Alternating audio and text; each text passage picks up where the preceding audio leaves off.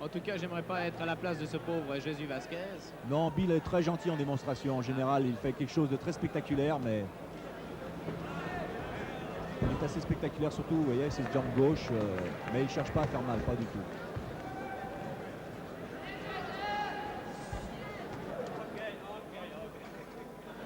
C'est l'américaine et la nôtre européenne. Quelle différence y a-t-il? Je crois que les Américains sont des grands professionnels dans tout ce qu'ils entreprennent.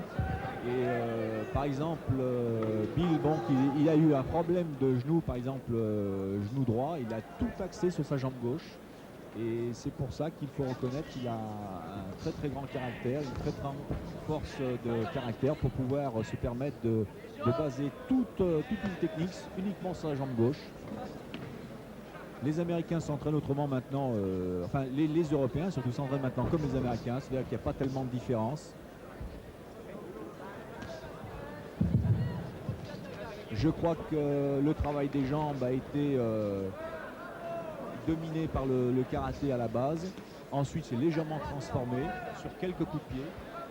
Mais le travail des poings est devenu tout à fait la boxe anglaise. Alors qu'au départ, on retrouvait quand même des gestes de karaté, mais là, c'est totalement effacé. Et je crois que maintenant, on retrouve toute la technique de boxe anglaise.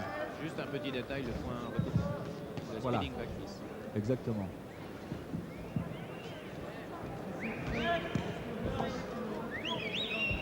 En tout cas, Bill, pour ses 42 ans, il a l'air de se maintenir mieux que ce jeune homme là.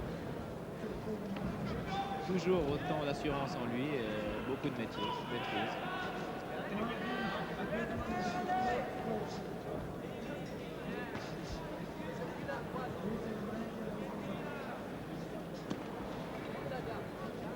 En tout cas, ça aurait dû être un match très explosif entre Jean-Yves Thériault, le tenant du titre mondial en ce moment, contre Bill Wallace. Ça aurait été quelque chose de fulgurant. Très poignant comme le 6 avril. Marvin Hagler et Ray Leonard.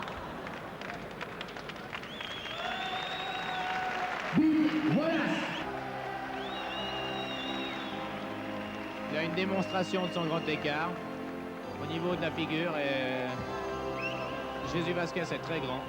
Et le coup de pied de Wallace dépasse la tête.